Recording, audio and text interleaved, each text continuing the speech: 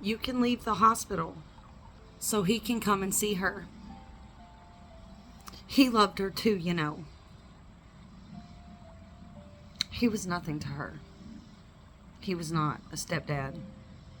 He was just my boyfriend for 12 years. 12 years. And I stayed with him because after I got pregnant and had our daughter, he told me if I ever leave him, you hear me, listen to me, if I ever leave him, he will take full custody of her. He's got the money and he'll do it.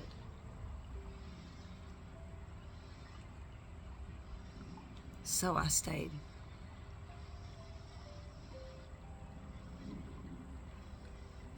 And I'm going to tell you, this is the hardest part and the pill to swallow. I still get upset with myself sometimes for not staying so I could be there with my daughter. But then, on the other side, I've got me saying to myself, you went through enough. You did not deserve anything that you went through. Pull yourself together. Pull yourself together. Gather the evidence that you know you're going to get and take it back to court.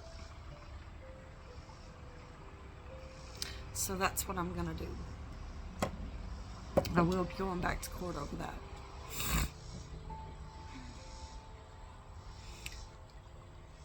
So that's where I'm pretty much going to end that about the court and everything for that. Now I'm going to go back to when my daughter passed away.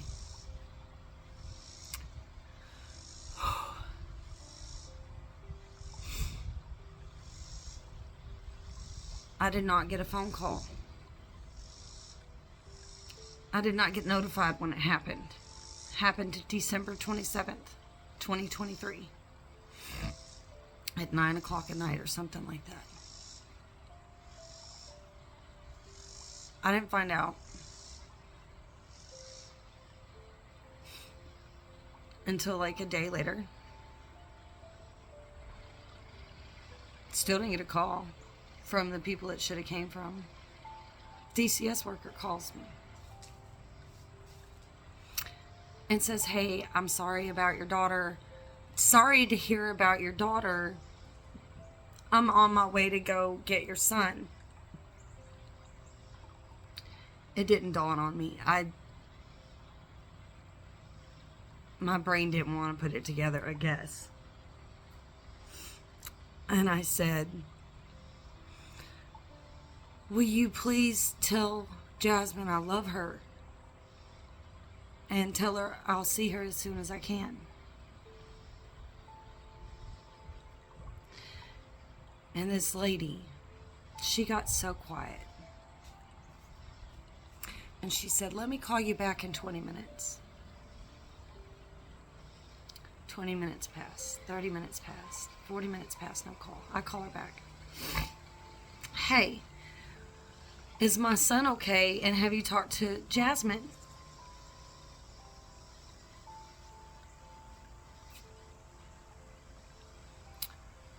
She said, I have your son. He's fine. Can you come to the DCS office and take a drug test? I said, absolutely. So here I am, not even realizing what's going on. Still didn't know yet. She said it'll be this afternoon. I said, okay. I said, what about my daughter? She said, I'll call you back in 20 minutes. I was like, okay. We hung up.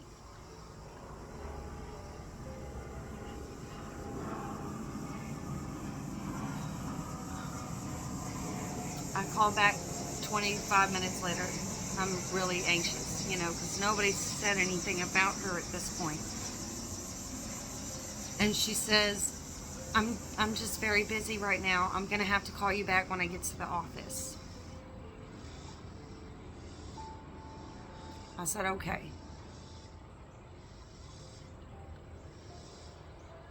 About 30 minutes go by.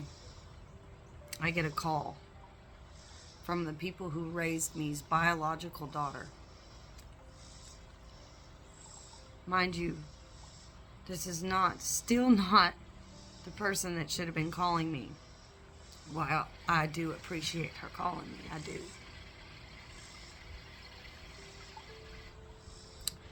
She called and said, Julie, because that's what they call me.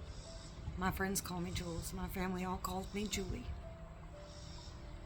Even though they named me Julia when they changed my name. She says, Julie, I need you to sit down. And I said, what?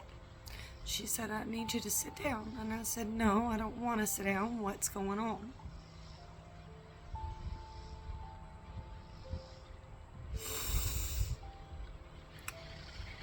She said, Jasmine's in a hospital.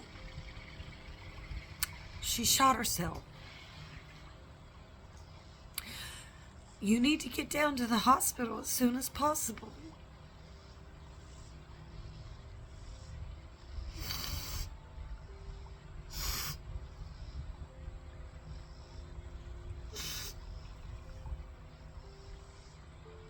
I lost it. I hung up on her. I hit my knees. And I started praying. God, don't take my baby.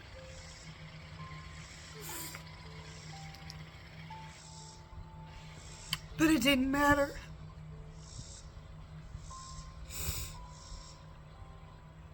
Her time and sorrow on this earth was over.